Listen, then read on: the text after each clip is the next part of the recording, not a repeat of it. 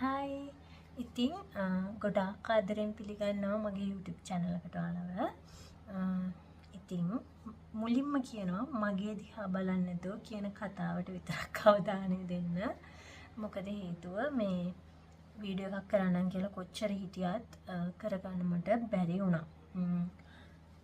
අනිත් එක තමයි මගේ එක්ස්පීරියන්ස් එකක් තමයි මම ඔයගොල්ලොත් එක්ක ෂෙයා කරගන්න හදන්නේ.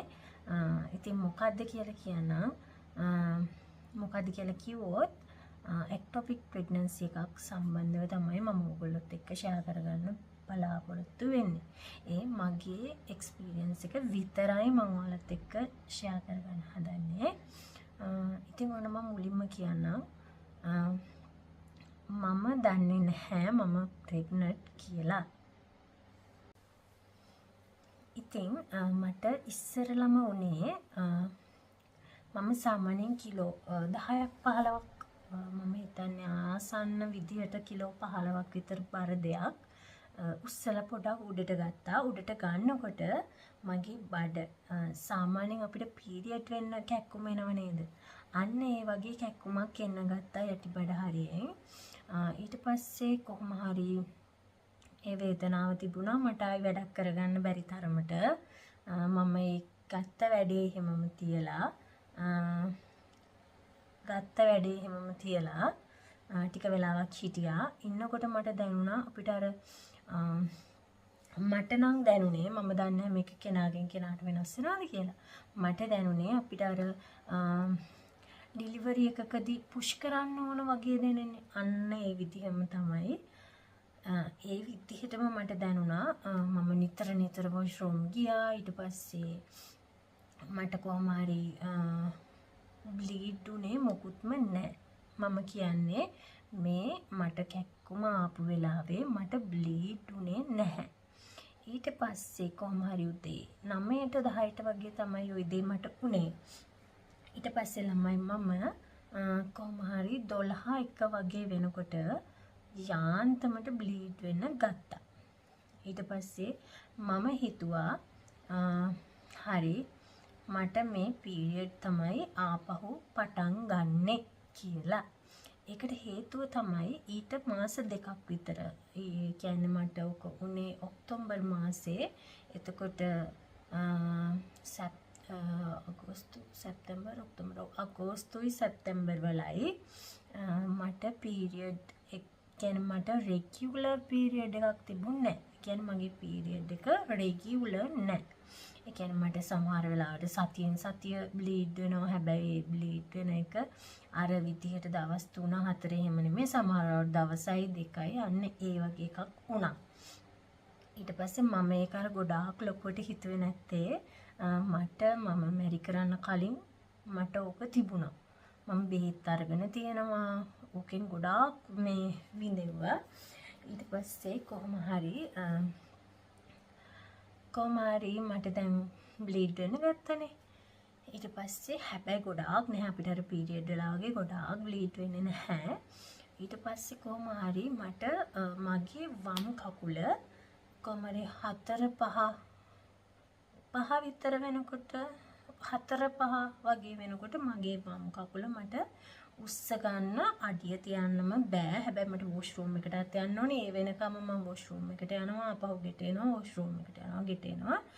මම හිතුවේ මේක පීරියඩ් කියලා නේ. එතකොට මම මේ ගැන කිසිම දෙයක් දන්න කෙනෙක් නෙවෙයි. මම මේ ගැන හොයපු කෙනෙකුත් නෙවෙයි. ඊට පස්සේ කොහොම හරි මගේ කකුලේ කැක්කුම ආවට පස්සේ මගේ කකුල මට උස්ස ගන්න බෑ. මට අඩිය තියලා යන්න බෑ. ඉතින් මට වෙන කරන්න කිසිම දෙයක් තිබුණේ නෑ. මම කල්පනා කරා මම සාමාන්‍යයෙන් මේ චූටි ලෙඩකටත් ડોක්ටර් කෙනෙක් ගාවට ගිහිල්ලා බෙහෙත් ගන්න කෙනෙක් නෙවෙයි. හැබැයි වේදනාව කොච්චර දරුණුද කියනවා නම් මට හිතුණා මට ගිහින් බෙහෙත් ගන්න ඕන කියලා. ඊට පස්සේ මම හස්බන්ඩ්ට කතා කරලා කිව්වා මෙන්න මේ වගේ සීන් එකක් මට දැන් වෙලා තියෙනවා. ඒක නිසා මට බෙහෙත් ගන්න යන්න ඕන මම එන්නද? ඊට පස්සේ ඔයා එනවද කියලා. ඊට පස්සේ කිව්වා නෑ මට එන්න විදිහක් නෑ. ඔයා ෂොප් එකට එන්න. ලොකු බබා වම්මට දීලා පොඩි බබා අපේ අම්මා ගාව තියලා ලොකු බබාව අයියලගේ අම්මා ගාවින් තියලා බෙහෙත් ගන්න යමුයි කියලා. ඊට පස්සේ දැන් මම ලොකු බබාවත් අරගෙන වීල් එකේ යනවා. මම දන්නේ මම ගියේ කොහොමද, ගිහිල්ලා ෂොප් එක ළඟින් බැස්සේ කොහොමද කියලා. මම සාමාන්‍යයෙන් මගේ ක්ලිනික් එකකටවත් ස්කෑන් එකකටවත් හස්බන්ඩ්ට එන්න කියලා කරදර කරපු කෙනෙක් නෙවෙයි. මොකද එයා ගොඩක් බිසි. ඊට පස්සේ එන්න විදිහක් නැහැ කියන එක දන්න හින්දා මම එහෙම වද දීපු කෙනෙක් නෙවෙයි. ඒ වුණාට හොඳම කතාව කියන්නේ මට වීල් එකෙන් බැහැ ගන්න බෑ. වීල් එකේ ඩ්‍රයිව් කරපු අයියට මං කිව්වා අයියා හස්බන්ඩ්ට කතා කරන්න මට මේ යන්න අමාරුයි කියලා. කොහොම හරි ඒ වෙලාවේදී ඊගත් බය වුණා. හස්බන්ඩ්ුත් බය වුණා. මොකද මම එහෙම යන් කියලා කරදර කරන කෙනෙක් නෙවෙයි. ඊට පස්සේ මම ෂොප් එක ළඟින් බැහැලා හිටියා ටික වෙලාවක්. මට ඉන්න බෑ, මම ඇඬුවා. අම්මා එනකන් දැන් බබා දීලා දෙන්න අම්මා එනකන් හිටියා. මම එතනත් ඇඬුවා. ඒ තරමට මට වේදනාව හුල ගන්න බෑ. ඊට පස්සේ කොහොම හරි මම බබාව අම්මට දීලා ඉවර වෙලා මේ ගියා. හස්බන්ඩ්ුත් එක්කම තමයි බේත් ගන්න ගියේ. ඊට පස්සේ ඒ කියන්නේ මට මේ කියන්නේ ගොඩාක් දුර තැනකට නෙවෙයි ගියේ. අපේ ප්‍රයිවට් බෙහෙත් දෙන තැනකට ડોක්ටර් කෙනෙක් ළඟට ගියා. ගිහිල්ලා ඉවර වෙලා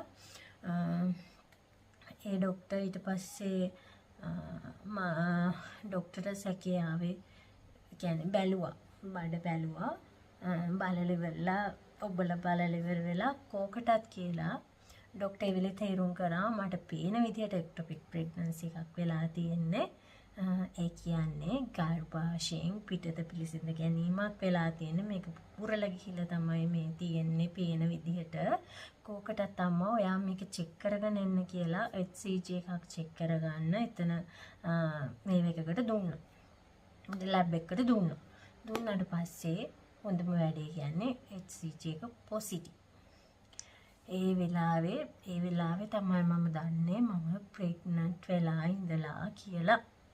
හරි. ඊට පස්සේ මම දැන් මට ඔකේ තියෙන රිස්ක් එක ඇත්තටම තේරුනේ නැහැ. මම හරි නෝමල්. හැබැයි පොඩක් අර දැන් හොස්පිටල් යන්න ඕන නේද කියන කොල්ලුවට එනකොට චුට්ටක් අවුල්. ඒ බබාලා දෙන්නෙක් ඉන්නවනේ. ඊට පස්සේ කොහොම හරි මම දැන් කොහොම හරි ડોක්ටර් කිව්වා යන්න එපා බයික් එකේ. අනිත් එක පරක්කු කරන්න එපා කිව්වාම දැන් මට බබාලා දෙන්නෙක් ඉන්න හින්දා මම ડોක්ටර්ගෙන් ඇහුවා ડોක්ටර් ප්‍රයිවට් යන්නද කියලා ඔපරේෂන් එක කරන්න ප්‍රයිවට් යන්නද කියලා.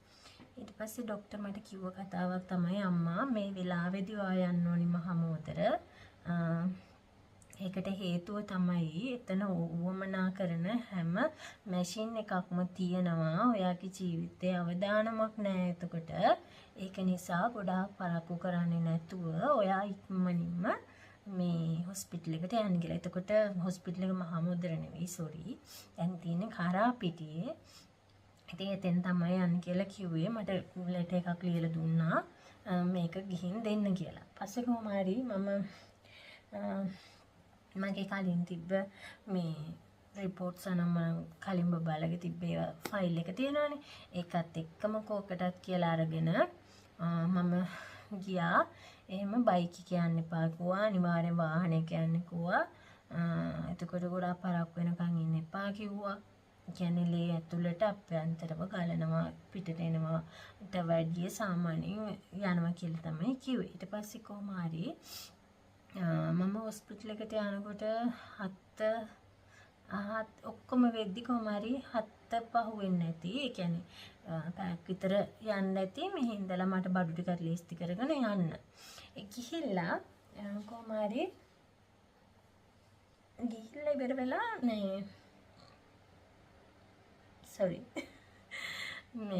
ගිහිල්ලා ඉවර වෙලා ලොකු වෙලාවක් ගියේ නැහැ. මගේ ස්කෑන් එකක් කරා. ස්කෑන් එකක් කරලා ඊට පස්සේ ලේ ගත්තා වගේ මට මතකයි. HCG එකක් ආපහු චෙක් කරලා ඒවා ඔය ඔක්කොම වෙන්න මට මතක නෑ හරියට මේක උනේ මේ වෙලාවේ මේක උනේ මේ වෙලාවේ කියන තරම් මානසික මට්ටමක් ඒ වෙලාවේ නෑ. ඉතින් ඊට පස්සේ උනේ මාව ඔපරේෂන් තියටර් එකට දාපු එක. කොහොම හරි 9 වගේ වෙනකොට මට මතක විදියට මගේ මතකේ හරිනම් 9 විතර වෙනකොට මාව තියටර් එකට දැම්මා. හැබැයි මට අර මම ඒ වෙනකන් නෝමල්ව හිටපු කෙනා පොඩ්ඩක් අවුල් ගියේ. මේ ડોක්ටර් ඇවිල්ලා මගෙන් ඇහුවා මේ අම්මා බබාලා කී දෙනෙක් ඉන්නවද ඔයා බබාලා ඉන්නවද කී දෙනෙක් ඉන්නවද ඒවා මේවා ඇහුවා. අහනකොට මම කොහමද බබාලා දෙන්නෙක් ඉන්නවා කියලා. ඊට පස්සේ ડોක්ටර් කිව්වා මේ ඔපරේෂන් එකේදී සමහර විට නැවත බබාලා හදන්න බැරි වෙන්න පුළුවන්. සමහර විට නැවත බබාලා හදන්න පුළුවන් වෙයි. ඒක හරියට කියන්න බෑ. ඒත් ඉතින් කමන්නේ අම්මට දැන් බබාලා දෙන්නෙක් ඉන්නවනේ කියලා. හැබැයි ඒ වෙලාවේදී පොඩක් ඔළුව අවුල් ගියා. මොකද හේතුව මේ මම දන්නේ නැහැ මේ ඉදිරියට මට බබාලා ඉඳිද්දි මම බබාලා හදයිද නැති වේද කියලා. හැබැයි අර මේ මොකද මම හරි අසම්පූර්ණයි වගේ එකක් ඔළුවට ආවා.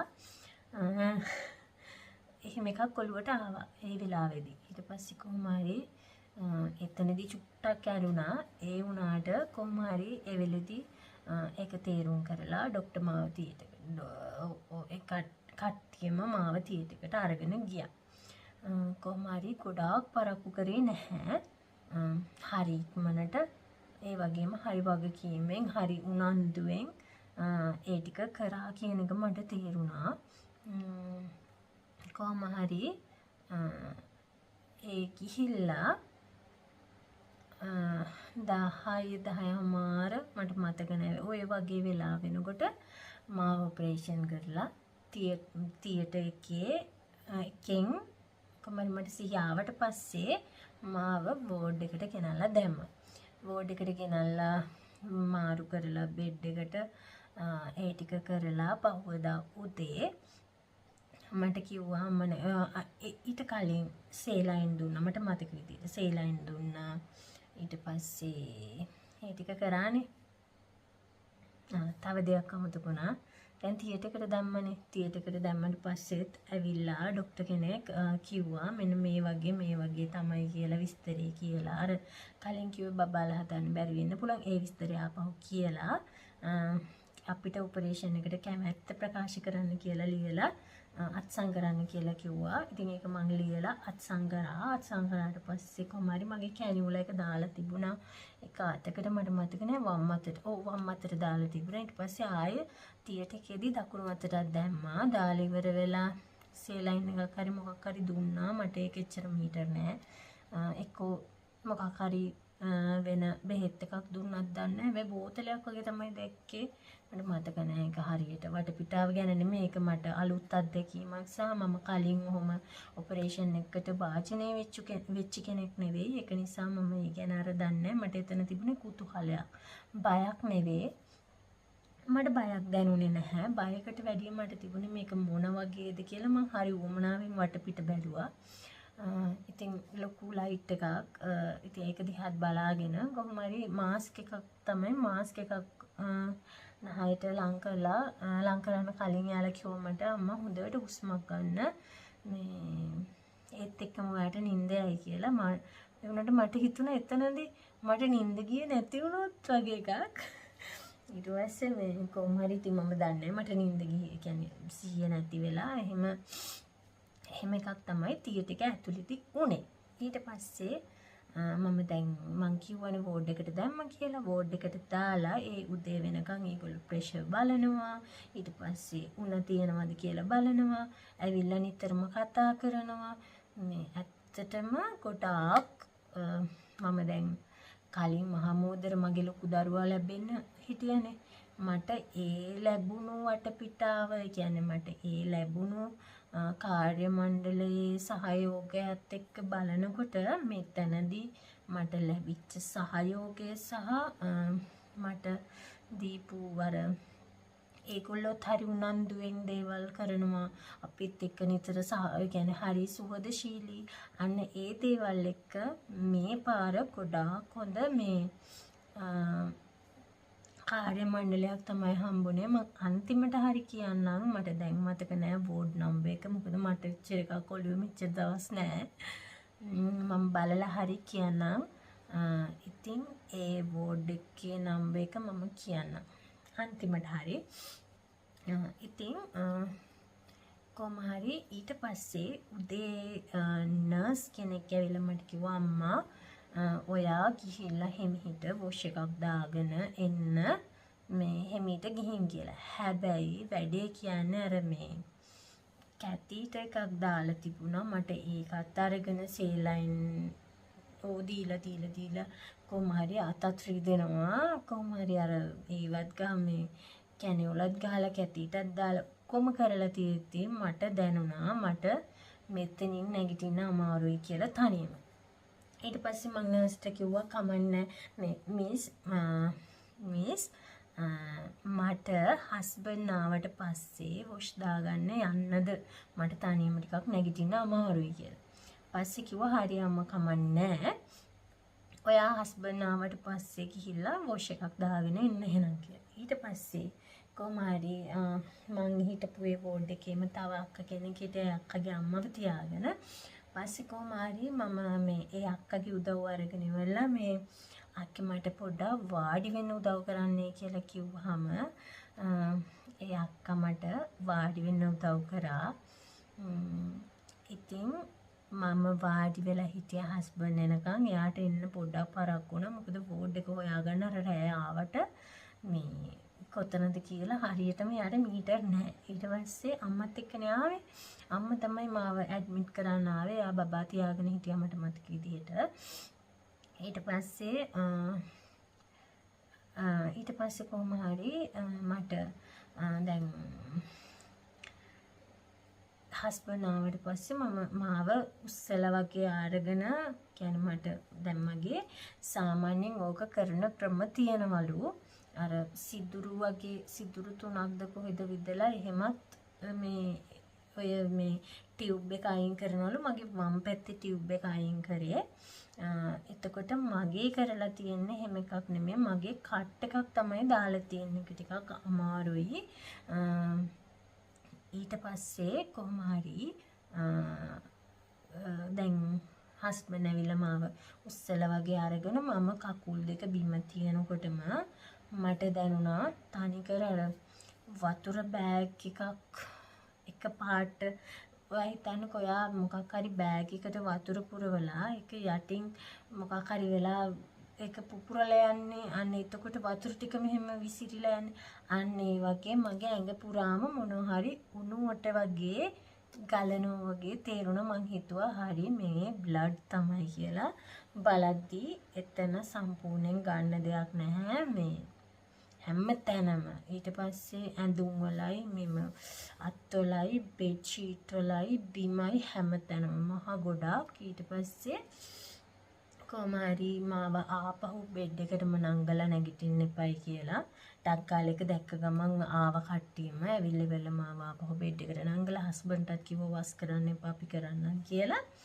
ඊට පස්සේ මාව අරගෙන ගියා. අර මට කැතීට එක දාන්න කියපු රූම් එකට අරගෙන ගිහිල්ලා ආපහු ඒගොල්ලෝ චෙක් කරලා බැලුවා මේ එනලේ කියන්නේ අර කතුරකට මොන හරි මේ දාලා මම හිතන්නේ ගෝස් හරි මොන හරි වෙන්නේදී දාලා ඇතුලින් දාලා ඉවර වෙලා බැලුවා මේ එනලේ පරණද අලුත්ද. ඒ කියන්නේ මේක අර කලින් ආපු ඒවද නැත්නම් පරණ දැන් අලුතින් ආයෙ එනවද කියලා. පස්සේ කොහොම හරි කිව්වා නෑ අම්මා මේ කලින් ගියපු ලේ තමයි ඉතුරු වෙලා තියෙන්නේ. කමන්නේ ආයෙ මේ විදියට ගොඩක් යන්න ගියොත් අපිව දැනුවත් කරන්න කියලා. හැබැයි ඊට පස්සෙත් සෑහෙන කියන්නේ නිතරම මගෙන් ඇහුවා අම්මා දැන් මොකද ලේ යනවද තාමත් ඒ විදිහමද එහෙම නිතර ඇහුවා. මේ එතකොට කොහොම හරි ඔහොම දැන් මට ටික වුණාට තිබුණා. ගොඩාක් නෙමෙයි ටිකක් සාමාන්‍ය ටික තිබුණා. හැබැයි මට අඩිය තියාගන්න ගොඩාක් අමාරුයි. මොකද එකක් දාලා තියෙන්නේ. ඊට පස්සේ අඩිය තියන්න ඇත්තටම ගොඩක් අමාරුයි තනියම. ඉතින් හස්බන්ඩ් ආවට පස්සේ තමයි මේ වොෂ් එකක් හරි එහෙම දාගත්තේ. ඊට පස්සේ කොහොම හරි අනිත් කාරණාව තමයි තිබුණු එකම අවුල වෙන මොකුත් නෙමෙයි මට දාපු ප්ලාස්ටර් එක. මට දාපු ප්ලාස්ටර් එක වල දැකලා ඇති අර සුදු පාට වගේ නිකන් පත්තර වගේ මට හිතෙන්නේ එහෙම වෙන්නේ නැති ගොඩාක් තුනී ප්ලාස්ටර් එකක්. ඒක හරි ඉක්මනට ගැලවිලා යනවා මේ ප්ලාස්ටර් එක. ඊට පස්සේ ඒ ප්ලාස්ටර් එක දැම්මට පස්සේ අර තුවාල එතනින් මේ ලේ වගේ ඇවිල්ලා මේ කොහොම හරි ඒක උදේටත් මාරු කරන්න ඕනේ, දවල්ටත් මාරු කරන්න ඕනේ, හැන්දෑවටත් මාරු කරන්න ඕනේ. හිතන්නකෝ අර තුවාලයක් තියෙනකොට ඒක මට හරි අමාරුයිනේ. ඊට පස්සේ මට ඒකටත් ඒගොල්ලෝ දීපු විසඳුමක් තිබුණා. දැනට හොස්පිටල් එකේ තියෙන ඒවානේ මේ අපිට දෙන්නේ. ඉතින් මට පුළුවන් නම් ෆාමසි එකකින් මට මතක විදියට ඉල්ලා ස්ටෝර් වෙන්න ඕන ප්ලාස්ටර් එක. අර අපි දැකලා තියෙන නිකන් බ්‍රවුන් කලර් වගේ මේ ගොඩාක් ඇලවෙන්නේ. ඒක සාමාන්‍යයෙන් ඇලවුනම සෑහෙන අර ඒක මට කියන්න තේරෙන්නේ. කොහොම හරි අන්න එහෙම එකක් ගෙනත් දෙන්න කියලා කිව්වා. හැබැයි කිව්ව ගමන්ම හස්බන්ඩ් ගිහලා ගෙනල්ලා දුන්නා. ඒකෙන් මට කොහොම හරි අර ඒ පීඩනේ එතනින් එහාට නැහැ. ඊට පස්සේ මට ඒක දැම්මා. දාලා ඉතුරු රෝලත් ගෙනල්ලා දුන්නා. මේක ගොඩක් මිලයි අම්මා. ඒ නිසා ඔයා තියාගන්න මේක. මේ ආයි වෙලාවක ඔයාටම අවශ්‍ය වෙයි කියලා. ඉතින් මම ඒ වුණාට ඒක හොස්පිටල් එකේම තියලා කිව්වා තව කවුරු හරි කෙනෙකුට දාන්න කමන්නේ. මොකද අර කට්ට දන්නවනේ මමත්. ඒකෙන් තව එක්කෙනෙක් දෙන්නෙකුට හරි දැම්මොත් ඒක අවුලක් නෑනේ. ඒ හින්දා ඊට පස්සේ ඔන්න ડોක්ටර් ආවට පස්සේ ડોක්ටර් මට කිව්වා මාව බලලා අම්මා ඔයාගේ වම් පැත්තේ ටියුබ් එක තමයි අපි අයින් කරලා තියෙන්නේ. මේ ඔයාට මේ හදනවා නම් නැවත බබාලා හදන්න පුළුවන්. ඒක ප්‍රශ්නයක් නැහැ. බබාලා හදනවා නම් ඔයාට බබාලා හදන්න පුළුවන්. ඒක ප්‍රශ්නයක් නැහැ කියලා. ඒත් එක්කම මට දවස් 15ක් මට මතක නෑ 15ක් නෙමෙයිද කොහොමද ඊට අඩු ප්‍රමාණ දවස් 5ක්ද මන්නන්නේ. කොහොම හරි දින කීපයක් කියලා දින ගාණක් කිව්වා. ඒ ගාණ කියලා වෙලා හොඳට නාන්න කිව්වා. නාන ගමන් අර ප්ලාස්ටර් එක මේ ඇදලා අයින් කරන්න කියලා කිව්වා. ඊට පස්සේ ආයි තව දවසක් දුන්නා ක්ලිනික් එකට එන්න කියලා. බොන්න බෙහෙත් දුන්නා. දීලා ඉවරලා දවස් 2ක් වගේ මාව හොස්පිටල් එකේ තියාගෙන මාව ඩිස්චාර්ජ් කරා. ඒ එනකොට තමයි මට ක්ලිනික් එකට යන්න කියලා කිව්වේ.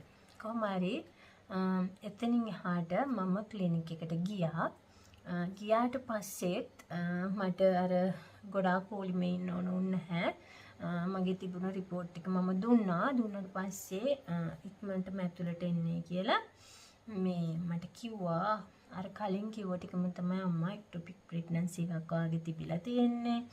එතකොට ඔයාගේ මෙහෙම වම් පැත්තේ ටියුබ් එක අයින් කරලා තියෙනවා. එතකොට ඔයාට ආයි බබාලා හදන්න බැරි කමක් නැහැ. ඔයාට නැවත බබාලා හදන්න පුළුවන්. අන්න ඒ ටික තමයි කිව්වේ. මට හිතෙන විදියට අර අපි දැන් අතන වේදනාවත් එක්කලා අපිට මේ දේවල් නැවත මතක නැහැ කියලා එහෙම දැනුවත් කිරීමක් වෙන්න ඕන කරේ. ඊට පස්සේ මේ සම්බන්ධව මොනවා හරි දෙයක් වුණොත් නැවත එන්න කියලා ඒ ක්ලිනික් එකේ පොතත් එක්කම විස්තර ලියලා පොතත් එක්කම මට ආපහු දුන්නා. ඉතින් එන්න එක තමයි උනේ. එතකොට හොස්පිටල් එක ගැන කතා කරාම හොස්පිටල් එක ඇත්තටම හරිම පිරිසිදුයි දැන්. දැන් මම හිටියේ මගේ ලොකු බබා කයිලි ලැබෙන්න මහමෝදර හොස්පිටල් එකේ. එතකොට ඒකේ අපි බාත්රූම් පැත්ත ගත්තොත් ඇත්තටම මේ හරි අපිරිසිදුයි ඒ දවස්වල. මම දන්නේ මම ඉන්නකොට මම යද්දි ඒ කියන්නේ ඒක කාර්ය මණ්ඩලයේ වැරද්දක් නෙවෙයි අපේම වැරද්ද. මොකද හේතුව අපි පෑඩ් එකක් හරි දාන ඩස්බින් එකක් තියෙනවා නම් ඒකට දාන්න නැතුව බිමට දැම්මම හරියන්නේ නැහනේ. මම දැකපු වැරද්ද අන්න ඒක. අපේ කට්ටියම තමයි හැමදේම විනාශ කරන්නේ. ඉතින් මෙතන ගත්තාම මෙතන බාත්රූම් එක එතකොට වෝඩ් එකේ හැමදේම ඔළුවට මනසට හරිය නිදහස් නිස්කලංක විදිහට තියෙනවා. ඉතින් හරි පිළිවෙලයි. ඒ වගේම තමයි මට ලැබුණු කාර්ය මණ්ඩලය මම දන්නේ නැහැ එතන තව ඇති ඉතින් එක විවිධාකාර මිනිස්සු ඉන්නවනේ. ඉතින් මට ලැබුණු කාර්ය මණ්ඩලය ඇත්තටම ගොඩාක් හොඳයි. ෆයිල් එක හොයාගෙන ආවා.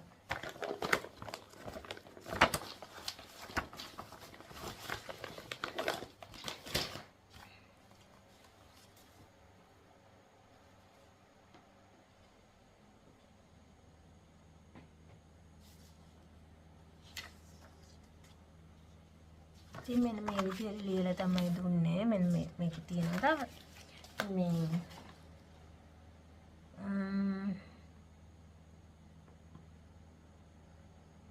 එතකොට මේ තියෙන්නේ මට මෙහෙ ડોක්ටර් ලියලා දීපු එක. ඊට පස්සේ පාටුව 3 තුනේ වාට්ටුව ඉතින් ඇත්තටම ගොඩාක් ස්තුති කරන්න ඕන. ඒ වගේ වෙලාවකදී අර අපි මානසිකවත් මේ පොඩක් අවුල් වෙන තැනක්නේ. එතකොට ඒගොල්ලොන්ගේ සහයෝගයත් එක්ක මේ එතන අර ඒ අමාරු කාලේ අපිට පොඩක් ඔලුව නිදහසේ ගත කරන්න පුළුවන්කම ලැබුණා. හරිද? ඉතින් ආයෙසරයක් ඒ වගේම තමයි මගේ හස්බන්ඩ් උදේ දවල් රෑ වෙනසක් නැහැ. පුදුම කැපවීමක්, පුදුම මහන්සියක්, කිසිම කෙනෙකුගෙන් එක රුපියලක දෙයක් නිකන් කියලා කිසිම දෙයක් නැතුව මං වෙනුවෙන් ඒ දවස් කිහිපය පුදුමාකාර විදිහට කැපවීමක් වුණා. ඉතින් ගොඩාක් ස්තුතියි. ඒ වගේම තමයි food number 3. එතකොට මේ 3 වාට්ටුවේ හිටපු ડોක්ටර්ස්ලා, නර්ස්ලා, එතකොට ඇටෙන්ඩන්ට්ලා මේ හැමෝම එතකොට ඒගොල්ලොන්ගේ සහයෝගය, ඒගොල්ලොන්ගේ කරුණාවන්ත බව, ඒ දේවල් එක්ක ඉතින් ගොඩාක් ස්තුතිවන්ත වෙනවා. ඒ වගේ වෙලාවකදී ඔයාලා ළඟට එන රෝගියෙකුට ඒ වගේ ආදරණීයව, ඒ වගේ උවමනාවෙන් උදව් කරන එකට එතකොට අපේ මනස හැදෙන විදිහට පොඩ්ඩක් හරියට අපි ගැන වැඩිපුර වමනාවෙන් හොයලා බලලා දේවල් කර රාජකාරියකට එහා ගියපු අර දෙයක් කරන එකට. මොකද අපි ගත්තහම මේ කාර්ය මණ්ඩලවල ගොඩාක් ඒ කියන්නේ මම වුණත් හොස්පිටල් එකකදී මම දැකපු දේවල් තියෙනවා. ඒ දේවල් එක තමයි මම කියන්නේ මේ ඒ හිටපු කාර්ය මණ්ඩල ඇත්තටම ගොඩාක් හොඳ, ගොඩාක් කරුණාවන්ත කාර්ය මණ්ඩලයක් කියලා. ඉතින් හැමෝටම බොහොම ස්තුතියි. ඒ වගේම මට මේකෙන් කියන්න ඕන පොඩි කාරණාවක් තියෙනවා. ඔයාගේ ඔසප් චක්‍රය, කියන්නේ ඔයාගේ ඔසප් චක්‍රයේ මොකක් හරි පොඩි වෙනසක් හරි තියෙනවා නම් ඒක නොසලකා හරින්න එපා. අනිත් එක අපිට වැදගත් වෙන්නේ නැති වෙයි කියලා අපි දන්න දැන් මම ඇත්තටම හිතුවේ නැහැ එක්ටොපික් ප්‍රෙග්නන්සි එකක් කියන්නේ මොකද්ද මෙහෙම මම හොයලා එහෙම අර මේකේ රෝග ලක්ෂණ මොනවද කෙනින් කෙනාට වෙනස් වෙන්න පුළුවන්. මම දන්නේ නැහැ ඒ සම්බන්ධව. මම මේකෙදි කිසිම විදිහකට මේ කතා කරන්නේ නැහැ ඒ රෝගයෙන් මෙහෙම වෙනවා කියන එක ගැන. මගේ අත්දැකීම තමයි මම ඔයාලත් එක්ක බෙදාගත්තේ. ඉතින් මේකෙන් චූටි හරි අයිඩියා එකක් අරගෙන මොකක් හරි වෙනසක් තියෙනවා නම් කැක්කුමක් හරි මොනවාම හරි ඔයා ප්‍රෙග්නන්ට් කියලා දන්න කෙනෙක් නම් හරි ඔයා උපත් පාලනයක් පාවිච්චි නොකරන කෙනෙක් නම් හරි සමහර වෙලාවට ඉතින් උපත් පාලන පාවිච්චි කරත් වෙන්න තියෙන දේවල් වෙනවා නේද? ඒක නිසා ගොඩාක් අවධානයෙන් ඉන්න තමන්ගේ ශරීරය ගැන හේතුව විඳවන එක හරි අමාරුයි දරා ගන්න. අර මේ පොතෙන් කඩන්න තියෙන දේ පොරවෙන් කොටන්න වෙනකන් ඉන්න ඕනේ නැහැ කියනවනේ. අන්න ඒ නිසා ඒක ඔළුවේ තියාගෙන හැම දේ ගැනම අවධානයෙන්